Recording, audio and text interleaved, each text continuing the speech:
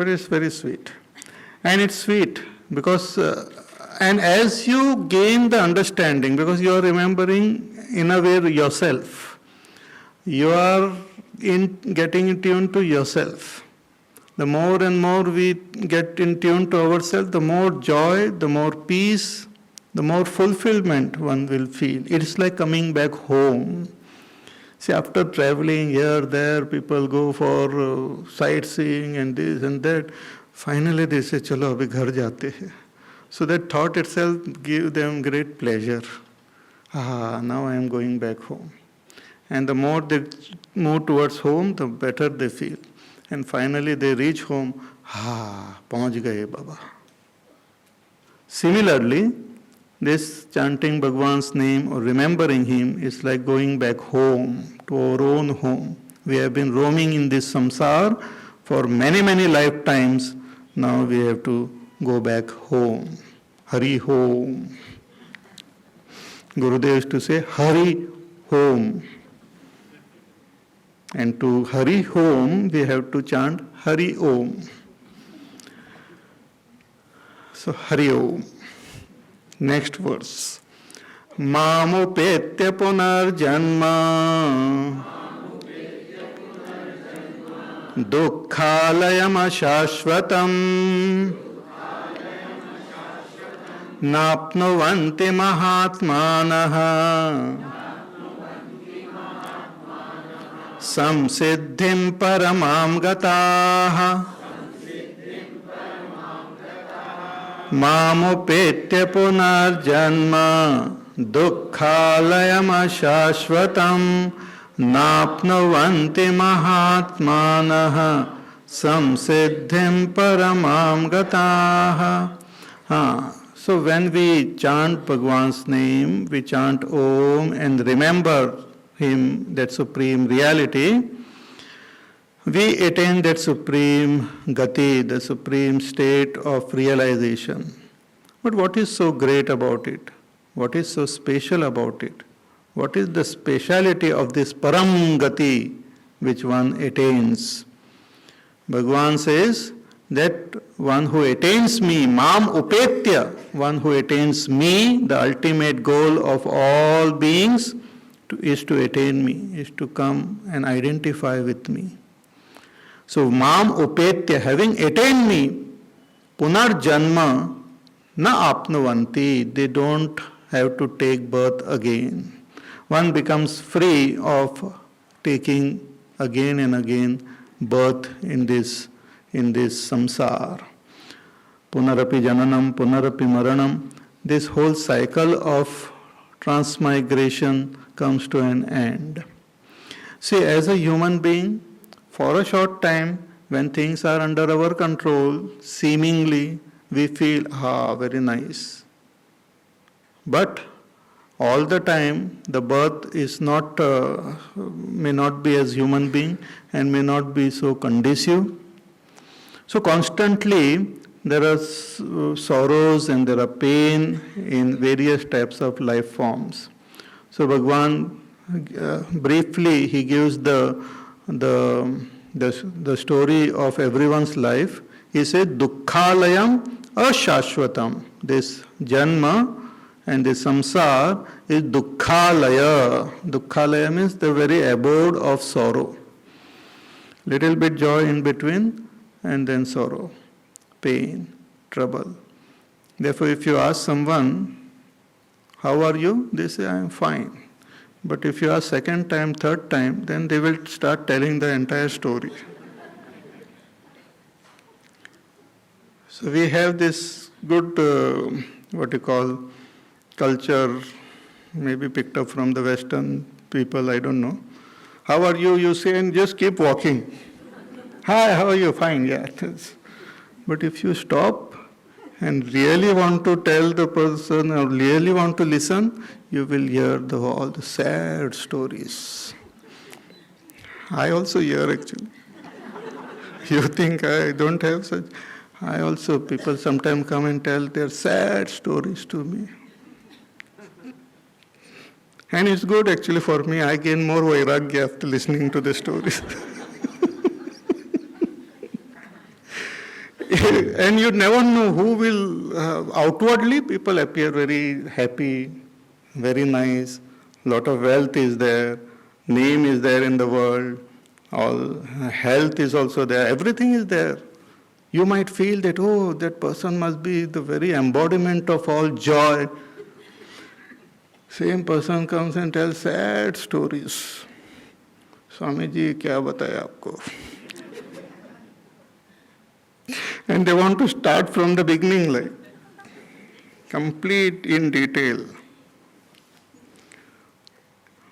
So, anyway, so this dukkhalayam, sarvam, Gautam Buddha, he looked at the world and he understood that sarvam dukkham dukkham, sarvam kshanikam kshanikam. Same thing Bhagavan says, dukkhalayam and ashashvatam. The very abode of all sorrow. See, physically also, because we are confined and identified with this body, the body which is made up of matter constantly changes. Body is a machine and it's constantly is working, but what time, what will happen, we don't know. It keeps on, something or other keeps on happening. Lot of traffic. You think Delhi roads have traffic? Your own body has so much of traffic. Circulation of blood, circulation of all this oxygen, this, that, so many things keep on. All the organs and all, they're vigorously working.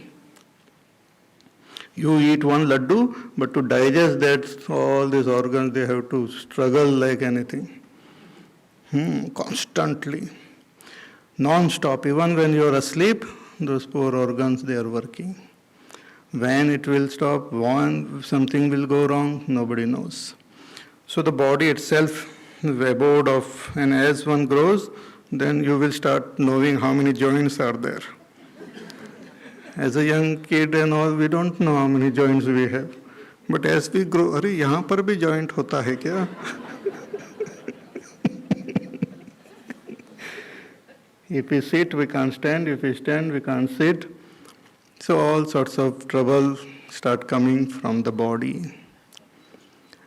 Then from the all the relations which body is related to, family or property, all those people around.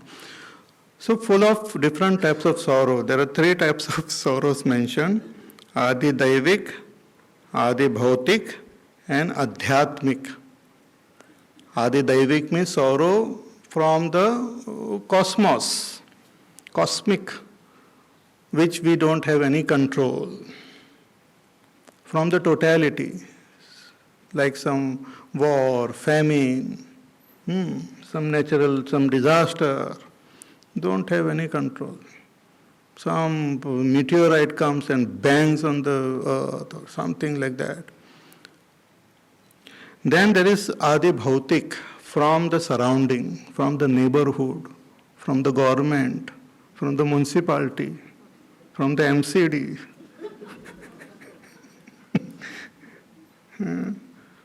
Sign नहीं करते हैं, वो इधर है, उधर है, all this type of trouble. And Adhyatmic from within, from our own body, from our own mind, from our own past samskar, different types of trouble keeps on coming. So dukkha alayam. We are the very embodiment of total joy and peace, but constantly one has to experience sorrow and pain and the sense of limitation because of this identification with the body as I. So dukkhalayam and ashashvatam, this world is also ashashvat, constantly perishing. After struggling, everyone struggles to gain something. As soon as we gain, it starts perishing, it starts going. So every result is perishable. Everything of this world is perishable. Even if one attains the highest post, again comes down. Everything is perishable. Constantly, our body, constantly the cells are dying. As we sit here, our cells are dying and new cells are taking birth. So it is ashashvatam, dukkhalayam ashashvatam, and mahatmanaha, but those mahatmas, those realized masters who samsiddhim paramam gataha, who have attained that supreme state of realization, one who has gone to that ultimate abode of that Lord, one who has attained that oneness with God, oneness with Brahma, such realized master, na apnuvanti punarjanma, they don't again take birth as an individual. They become all. They are the supreme. They don't have to take birth again. This itself is called moksha, freedom from this cycle of birth and death. So, mam upetyu punarjanma dukkhalayam ashashvatam na apnoti mahatmanaha samsiddhim paramam gataha. So, this is considered as the ultimate goal of our existence, of our life. See, even if we go to other lokas and all, we have to come back. Even if we attain something very great, that is also lost. Everything, as I said, everything is lost except when one attains this state of ultimate realization. So why it is said that other states or this world are ashashvatam, perishable, not lasting? Why? And which world you are talking about? So Bhagavan now takes up this topic, that how this world are perishable or constantly changing, and why. Abrahma bhuvana lokaha punaravartinorjuna mamupetya tu kaunteya punarjanmana vidyate. Abrahma bhuvana lokaha punaravartinorjuna mamupetya tu kaunteya punarjanmana vidyate. Bhagavan says that Brahma bhuvana lokaha, all lokaha. Lokaha means worlds. Worlds means world. Lok means that which is experience. Lokyate iti loka. That which is experience means the different worlds of experience. See, this is one world where Bhur Lok it is called, the earth. But there are other worlds, Swargalok and Naraklok and Atal, Vital, Sutal, Talatal, Rasatal, Patal and all. So many worlds are there. They are different levels of consciousness wherein one experiences the world or oneself and the world around in a different way. Different layers are there. Just like in this, our earth, there are different categories of people based on their economic condition and all. There are different categories. Based on some other condition, there are different categories are there. Similarly, in this vast cosmos, there are millions of lokas, and each one of them are at different stages, different categories. So Bhagavan says that Brahma bhuvanan, right from the world of Brahmaji, the creator. So Brahmaji's world is there, which is called Brahmalok. So right from the world of the creator, which is considered to be the supremost world of experience. That is also world, it is also part of samsara, but it is at the highest level, it's like the Mount Everest of all the worlds. So from Brahmalok onwards, all the lokas, Bhagavan says, whatever be those lokas, they are punaravartinaha. Hey Arjuna, they are like one who reaches it has to come back. Means they are not permanent residents. Nobody gets permanent residenship in any of these lokas. Here also we have come on earth, it's temporary residences.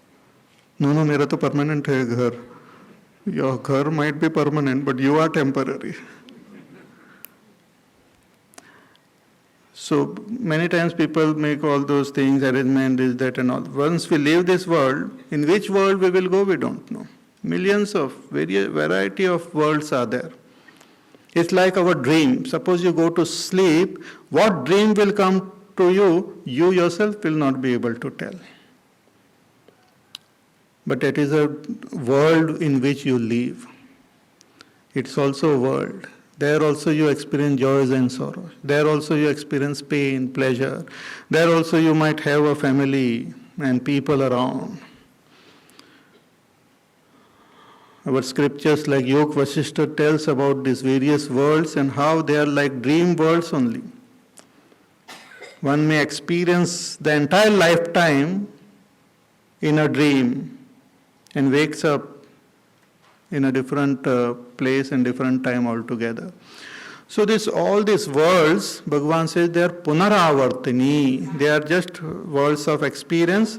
One goes there and again will have to shift from that world also. So one never gains permanent residence in these worlds. Hey Arjuna, but Mam upetya, but one who attains me, that person doesn't have to go anywhere else. He is not born again. Mam upetya tu kaunteya punarjanma na vidyate. For that person there is no more birth, no more coming into world, no more getting bound in this samsara. That person becomes free. Because God is free, one attains oneness with God, one becomes free. That's called moksha. And all worlds are bound by time and they are temporary. Now Bhagavan takes up this topic little further by telling us why these worlds are temporary and how they are bound by time and how much time. What is the meaning of concept of time in which these worlds are bound? It's a very interesting topic wherein the concept of time is given, and this is in tune with a lot of our scientific discoveries. Even the science is trying to understand the origin of this world which we experience. And going back, they have come to some figure when the Big Bang took place and when this particular universe came into being and how old it is. According to science, it is about 13.5 billion years, if I am not mistaken, old. So science also tries to understand, but its figure keep on changing actually. Every now and then they add some more numbers to it, saying that last times the number was not proper. We suddenly realize this little more.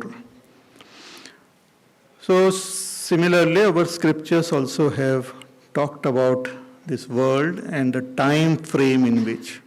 So fascinating. Let us chant verse number 17. Sahasrayuga paryantam aharyad brahmano viduhu ratrim yuga sahasrantam teho ratra vido janaha Sahasrayuga paryantam aharyad brahmano viduhu ratrim yuga sahasrantam teho ratra vido janaha. Bhagavan says that Sahasra Yuga Paryantam Ahaha Brahmanaha Viduhu. This divine or Brahmajis, the creator Brahma is the creator, or that supreme, the divinity as the creator. The time from the creator's standpoint, the creator's time or the creator's one day is equal to 1000 yugas of human yugas. Yuga. We know about yuga, no? So which yuga is going on now? Kali Yuga. Very nice. Very nice means correct answer. Kali Yuga. This, let us, okay, I will start giving some figures now. So Kali Yuga, it is said, according to the scriptures, it said it is made up of 4,32,000 years, human years. 432,000. 4,32,000 human years equal to one complete period of Kali Yuga. Kali Yuga started about 5,000 years ago when Mahabharata war took place. During that time, the Kali Yuga began. So, roughly 5,000 years have elapsed according to our time scale. So, 4,32,000 years is the complete period of Kali Yuga. That Kali Yuga period is taken as one unit. 2 times Kali Yuga is called Dwapar Yuga. 2. 3 times Kali Yuga is called Treta Yuga. So Kali Yuga multiplied by 3, that period is called Treta Yuga. And 4 times period of Kali Yuga is Satya Yuga. So Dwapar Yuga comes to 8,64,000. 12,96,000 will Treta Yuga, and some 17 lakhs and some thousand is Satya Yuga. And all of them put together, all these 4 yugas put together, comes up to 43 lakhs 20,000 years. 43 lakhs 20,000 years. This is all 4 yugas put together. They are called Chatur Yuga, or they are just together also they are called Yuga. Because when we say Yuga, it contains all these 4. So 43 lakhs 20,000. Now one step further. This 43 lakhs 20,000 years multiplied by 1,000 is one day of Brahmaji, the divine day, cosmic day. Cosmic day means the life of the cosmos, this creation, this world, this particular world which we are experiencing. The life of this world is 43 lakhs 20,000 multiplied by 1,000. Multiplication you do. And that is daytime, and that much is the night time of Brahmaji. Same figure is the night time of Brahmaji. So this together, day and night, is called that one day of Brahmaji, or Ahoratra, day and night, day-night. See, when the Brahmaji's day begins, then the creation begins, and when his day ends, the creation comes to an end. In science also they talk about this creation started with a big bang. From zero, from singularity, means there was no time, there was no space, there was no matter. Everything was just some single point like, and from that point like something, the creation happened according to science. In the beginning, finer elements were formed like hydrogen and helium and all. Slowly they came, and within seconds, the space and all was formed and all this matter, and they started coming together, and then various stars were formed and various planets and all. And the world is constantly expanding.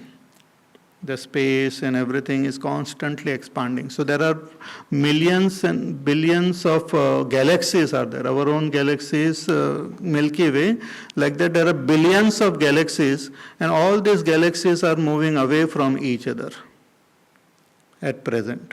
According to the scientific investigation, they have their own redshift and all, they do all sorts of calculation. So all the galaxies are moving. And according to the latest scientific it has expanded, and now it is slowly after reaching that limit, it will slowly come together. It will come together. All the galaxies, everything will come together, and they will form a crunch, and then everything will dissolve into one point. That is how science talks about. Similar thing is said here, that when Brahmaji's creation begins, the whole creation comes into being. Then it reaches a midpoint, and then again the dissolution process begins. So at present, Brahmaji's age is exactly half, 50 years. So the creation has come to half point, and again the dissolution process of the cosmic creation has begun.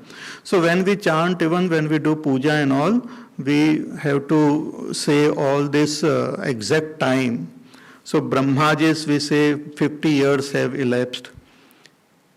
And after 50 years, the first day has begun. And in that first day also, some, so many manvantars have passed away. So many chaturyugas have gone. Exact figure and all is also given in the scriptures. So it is like you can say that 50 years Brahmaji celebrated, and then his 51st year has begun, the first day, and it is somewhere in the morning time, like 11 o'clock according to Brahmaji's time, or maybe 12 o'clock, so halfway like. And then slowly the world will come to an end, and when Brahmaji goes to sleep, the whole world also as though comes to an end. It's called Brahmaji's sleep. What in science they call that everything goes into that state of singularity. It remains in that state of singularity for a long time, and again there is a big bang, and again the creation. It's called the pulsating, I think, if I am not mistaken, pulsating universe. Universe goes into oblivion and again comes back, again goes into this and again. It's like pulse, like our heartbeat and all this, pick, like that. Universe also is born and again goes, and again born, again. So here, this time frame and all, and if you calculate, you will find that it matches or matches the scientific thoughts which are there going on presently. So Sahasra Yuga Paryantam, Bhagavan says 1000 yugas, means Chatur Yugas, is the daytime of Brahmaji. You can't imagine the figure. See, again, our Pujya Gurudev has very beautifully pointed out that our time frame and our state of happiness is also very much related. It's very interesting. When a person is unhappy, the time moves very slowly. Aahista Aahista चलता है, ऐसा लगता है कि चल ही नहीं रहा है. It moves very slowly. In pravachan also, if you are getting bored and all, you will find the time moving very slowly. Many people shake their watches and check. पता नहीं चलता है कि नहीं, बंद हो गई क्या?